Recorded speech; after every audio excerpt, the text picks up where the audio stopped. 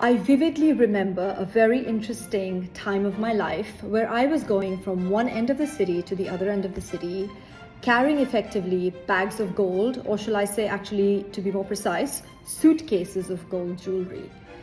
So you're probably wondering what type of law I was practicing and why, apart from my love of jewelry and my love of gold, of course, I was carrying all of this gold around. One of my clients had a bullion desk, and one of the local banks had acquired this bullion desk. And there were many jewelers at the time facing a bit of a crisis, and they were unable to meet their margin calls on the bullion trading that was ongoing at the time.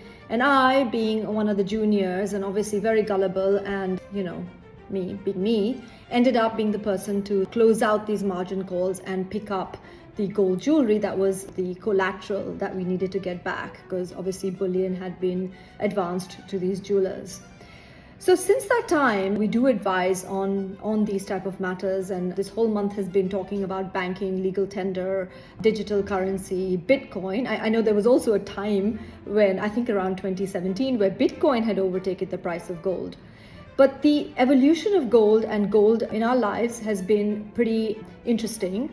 Obviously, it dates back, if you look at the history, to probably 550 BC, where I think it was like King Croesus of Lydia in what was a part of Turkey, or what is now a part of Turkey, who effectively introduced the gold coin. But this is sort of a real evolution of how currency and inflation is prevented by central banks, in my view, and is a really important part. So I was looking to see which countries have the biggest reserves and who's been doing what in 2022, and obviously the numbers of 2023 aren't fully available. But it's interesting to see how the US has the highest gold reserves. I think it's probably valued at something like $480 billion worth of gold reserves. And if I look at the numbers, it seems like Turkey's bought a lot of gold.